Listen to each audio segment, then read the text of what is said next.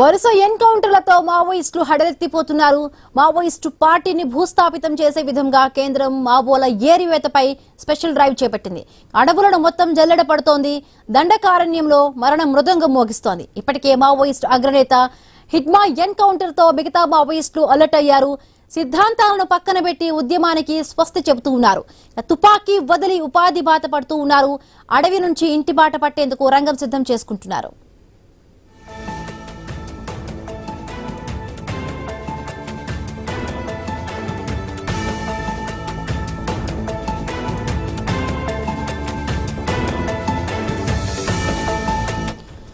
మావోయిస్టుల లొంగుబాటుల పర్వం కొనసాగుతోంది. తాజాగా మావోయిస్టు పార్టీకి భారీ ఎదురు దెబ్బ తగిలింది. మరొక 37 మంది కేంద్ర రాష్ట్ర కమిటీ సభ్యులు లొంగిపోయేందుకు సిద్ధమయ్యారు. తెలంగాణ డీజీపీ ఎదుట లొంగిపోనున్నట్టు మావోయిస్టు అగ్రనేతలు లొంగిపోనున్నారు.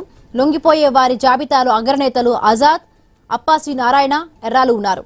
ఇంకొంతమంది అగ్రనేతలు కూడా అడవిని వీడేందుకు రెడీ అవుతున్నారు.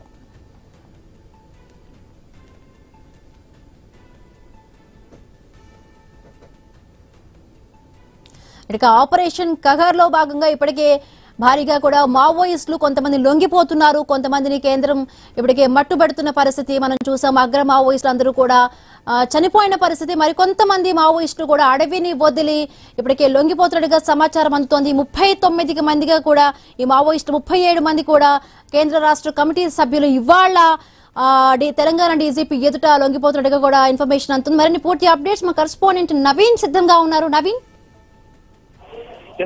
మనం చూడొచ్చు, వరుస ఎన్కౌంటర్ల తర్వాత మావోయిస్టుల పెద్ద కుదుపనే చెప్పుకోవచ్చు. అది ప్రధానంగా మనం చూసుకున్నట్టయితే తెలంగాణ రాష్ట్ర కమిటీ ఆల్మోస్ట్ ఆల్ లొంగుబాటు కార్యక్రమం చేపడుతున్న పరిస్థితి కనపడుతుంది. ఈ రోజు తెలంగాణ డీజీపీ వద్ద తెలంగాణ రాష్ట్ర కమిటీకి చెందినటువంటి ఆజాద్ తో పాటు మరికొంతమంది కీలక నేతలు లొంగిపోతున్నట్టుగా డీజీపీ ఒక ప్రకటన చేశారు. డీజీపీ కార్యాలయంలో అంటే ఈ రోజు 3 గంటలకి భారీ ఎత్తున కూడా మావోయిస్టులు దాదాపుగా అంటే 37 మంది మావోయిస్టు లొంగుబాటు కార్యక్రమాన్ని అయితే అక్కడ అధికారికంగా చూపెట్టేటువంటి పరిస్థితి కాబట్టి దీంట్లో ప్రధానంగా చూసుకున్నట్టయితే ఆజాద్ తో పాటు అప్పాసి నారాయణ, అదేవిధంగా ఎర్రోలు కూడా ఉన్నట్టుగా తెలుస్తుంది. అయితే వీళ్ళు అంటే రాష్ట్ర కమిటీ తప్ప వీళ్ళు కేంద్ర కమిటీకి అయితే సంబంధం లేదు.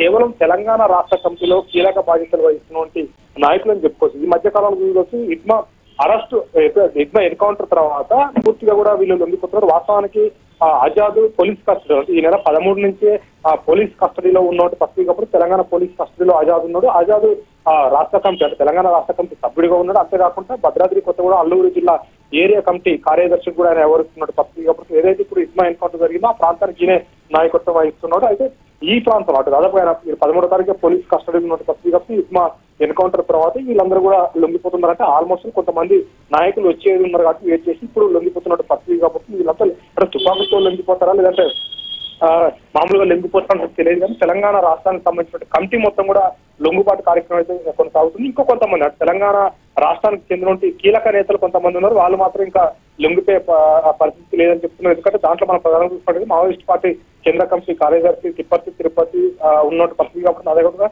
తెలంగాణ రాష్ట్ర కార్యదర్శి దామోదర్ కూడా ఉన్నాడు. దామోదర్ ప్రస్తుతానికి ఆచూకీ తెలియదు కాబట్టి అంటే దీంట్లో ఉండడా లేదా దాన్ని పక్కన పెడితే దీంట్లో ఆజాద్ మాత్రం ఉన్నట్టుగా తెలుస్తుంది. పూర్తి స్థాయిలో కూడా తెలంగాణ రాష్ట్ర కమిటీ మెంబర్స్ మొత్తం కూడా లొంగిపోతున్నట్టు పరిస్థితి కాబట్టి తెలంగాణ రాష్ట్రం నుంచి మాత్రం కొంతమంది నేతలు ఉన్నారు. వాళ్ళు ప్రస్తుతానికి అగ్రస్థానాలు ఉన్నారు కాబట్టి వాళ్ళు లొంగిపోతారా లేదంటే లొంగిపోరా అనే దాని మీద ఉత్కంఠ కొనసాగుతుంది. ఏదైనా పూర్తి స్థాయిలో కూడా అంటే మావోయిస్ట్ పార్టీకి సంబంధించినటువంటి తెలంగాణ వ్యాప్తంగా మాత్రం ఆల్మోస్ట్ ఆల్ నాయకులు మొత్తం లొంగిపోతున్నారు. మనం చూసి ఈ మధ్యకాలంలో కేంద్ర కమిటీలో కీలక బాధ్యతలు వహించినట్టు ఆశన్నతో పాటు మల్లోజులు కూడా లొంగిపోయారు. వాళ్ళు తెలంగాణకు సంబంధించిన వ్యక్తులు వాళ్ళిద్దరు కూడా లొంగిపోయినట్టు పరిస్థితి కాబట్టి వాళ్ళు మావోయిస్ట్ పార్టీ కేంద్ర కమిటీలో కీలక బాధ్యత వహించారు. వాళ్ళతో పాటు కొంతమంది దళ సభ్యులు కూడా లొంగిపోయారు. వాళ్ళతో ఛత్తీస్గఢ్ సంబంధించిన వాళ్ళు ఆ ఏరియా కమిటీ కానీ ఇతర డివిజన్ కమిటీ నాయకులు ఉన్నట్టు పరిస్థితి కాబట్టి ఈ రోజు లొంగిపోతున్నటువంటి నాయకులు అంటే దాదాపుగా మనం చూడొచ్చు నాయకులు మాత్రం ఒక 3 పేర్లు మాత్రమే వస్తున్నట్టు పరిస్థితి కాబట్టి ఆజాద్ కీలక నేత అని చెప్పుకోవచ్చు. పక్క డివిజన్ కమిటీ అంటే భద్రాద్రి జిల్లా అదేవిధంగా అల్లూరు సీతారామరాజు జిల్లాకు సంబంధించిన డివిజన్ కమిటీ కార్యదర్శి అదేవిధంగా తెలంగాణ రాష్ట్ర కమిటీ మెంబర్ గా ఉన్నాడు. ఆయనతో పాటు అప్పాసి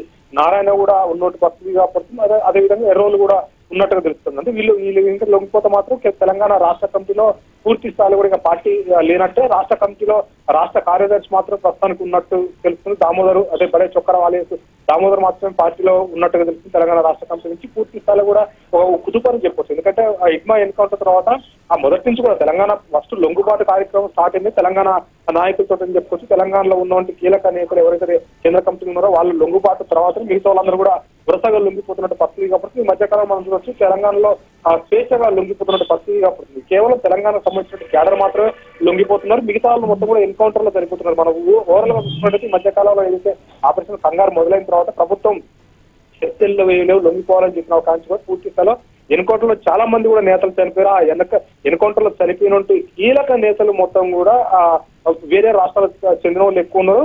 తెలంగాణలో మాత్రం ఆల్మోస్ట్ లొంగుబాటు కార్యక్రమం అయితే కొనసాగుతున్నట్టు పరిస్థితి కాబట్టి ఈ రోజు అయితే కీలక మావోయిస్టులు లొంగుబాటు ఉన్నారు. మొత్తం 37 మంది ఉన్నారని చెప్తున్నారు. అయితే కీలక నేతలు అంటే ఆ తెలంగాణ రాష్ట్ర కమిటీకి సంబంధించిన కానీ ఇట్లా డివిజన్ కమిటీ కానీ ఏరియా కమిటీలు ఉంటాయి. ఈ 2 కమిటీలను కూడా కలుపుకొని మొత్తం 37 మంది మావోయిస్టులు అయితే లొంగిపోతున్నట్టు పరిస్థితి కాబట్టి దీనికి సంబంధించి పూర్తి స్థాయిలో కూడా అన్ని కూడా డీజీపీ ఆఫీసులు అన్ని కూడా సిద్ధం చేస్తున్న పరిస్థితి మనం చూసి ఏదైనా మావోయిస్టులకు అయితే తెలంగాణలో పెద్ద కుదుపనే చెప్పుకోవచ్చు. ఎందుకంటే పార్టీ పూర్తిగా పోయిందంటే పోలేదని చెప్పుకోవచ్చు. ఎందుకంటే కీలక నేతలు ఇంకా ఉన్నారు, కేంద్ర కమిటీ నాయకులు ఉన్నారు, ఇతర రాష్ట్ర కమిటీలో కీలక నేతలు ఉన్నట్టు పరిస్థితి కాబట్టి తెలంగాణకు సంబంధించి మాత్రం ఓవరాల్ గా చూసుకున్నట్టు తెలంగాణ క్యాడర్ సంబంధించి కానీ తెలంగాణ రాష్ట్ర కమిటీ మాత్రం లొంగిపోతుంది. దాంట్లో రాష్ట్ర కమిటీ ఉన్నట్టు దామోదర్ కూడా బడే చొక్కర వాళ్ళు దామోదర్ లొంగిపోతారా లేదని తెలియదు. ఒక లొంగిపోతే ఈ రోజు లొంగిపోతుందంటే ఒక 10 రోజుల తర్వాత లొంగిపోతుంది. ఆయన కూడా ఒక్కడు లొంగిపోతే మాత్రం పూర్తి స్థాయి కూడా తెలంగాణ నుంచి మావోయిస్ట్ పార్టీ చూసుకుపెట్టే పరిస్థితి ఆల్మోస్ట్ అయిపోయినట్టే.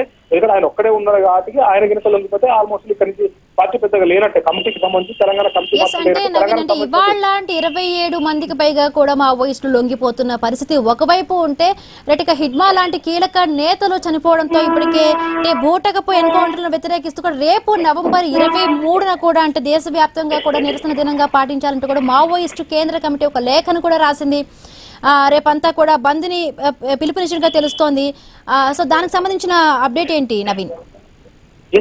మనం చూడొచ్చు ఆజాద్ సంబంధించినటువంటి మన ఆజాద్ లొంగుబాటు కార్యక్రమం ఒక పక్క జరుగుతుంది. ఆజాద్ని పోలీసులు 13వ తారీఖునే కస్టడీకి తీసుకున్నారు. 13వ తారీఖు కస్టడీకి తీసుకున్న తర్వాత నిన్న మావోయిస్టులు ఒక లేఖ కూడా విడుదల చేశారు. కొంతమంది ద్రోహులు ఇచ్చిన సమాచారంతో హిడ్మాని ఎన్కౌంటర్ చేశారు అని చెప్పి హిడ్మాని 15వ తారీఖే విజయవాడలో అదుపులో తీసుకున్నట్టుగా మావోయిస్టు కేంద్ర కమిటీ అభయ్ పేరుతోటి ఏదైతే ఉందో అభయ్ పేరుతో ఒక లేఖ కూడా వచ్చింది. ఆ లేఖలో పూర్తిగా స్పష్టంగా వాళ్ళు వివరించారు. పార్టీ నుంచి కేంద్ర కమిటీ నుంచి వచ్చినట్టు లేఖ కాబట్టి ఆ లేఖలో పూర్తిగా కూడా వాళ్ళు చెప్తున్నారు. 15వ తారీఖునే విజయవాడలో హిడ్మాతో పాటు ఆయనతో ఉన్నటువంటి కొంతమంది అంటే ఆయన సతీమణితో పాటు ఇక కీలక నేతలు ఎవరైతే టెక్ శంకర్ వీళ్ళందరూ ఉన్నారో దాదాపుగా 13 మంది కీలక నేతల్ని వాళ్ళందరినీ కూడా అదుపులోకి తీసుకొని 17వ తారీఖు ఆ టైంలో ఎన్కౌంటర్ అంటే 2 రోజుల తర్వాత ఎన్కౌంటర్ చేశారు. ఇది మూమాటికి బూటకపు ఎన్కౌంటర్ కట్టుకథలు ఆంధ్ర పోలీసులు అల్లుతున్నారు. ఈ ఆంధ్ర పోలీసులు అల్లడానికి ప్రధాన కారణం కేంద్రంలో ఉన్న హోంశాఖ మంత్రి అమిత్ షా వీళ్ళతోటి చెప్పిస్తున్నాడు ఇంటెలిజెన్స్ వర్గాలతోటి చేపిస్తున్నాడు అని చెప్పి చెప్తున్నారు. వాస్తవానికి ఎన్కౌంటర్ నిరసనగా 23వ తారీఖు అంటే ఈ నెల 23వ తారీఖు అంటే రేపు పూర్తిగా నిరసన దినాలు పాటించాలని చెప్పేసి కూడా మావోయిస్ట్ పార్టీ లేఖ అయితే విడుదల చేసినట్టు పరిస్థితి కాబట్టి నిరసన దినాలంటే 2 రకాలుగా ఉంటాయి. మావోయిస్ట్ పార్టీ నిరసన దినాలతో పాటు అటు సంఘీభావం చెప్పి నిరసన వ్యక్తం చేయడం ఉంటుంది. మావోయిస్ట్ పార్టీ నిరసన అన్నప్పుడు నిరసనతో పాటు వాళ్ళు విద్వాంసానికి కూడా తెగబడే అవకాశం ఉంటుంది. ఎందుకంటే ప్రతీకార చర్య అంటుందండి. ప్రతీకార చర్య కూడా నిరసన వాళ్ళు ఏ రకంగానే చెప్పొచ్చు. ఎందుకంటే మామూలుగా బయట ఉన్నటువంటి పబ్లిక్ కానీ బయట ఉన్నటువంటి సానుభూతి పనులు కానీ నిరసన అంటే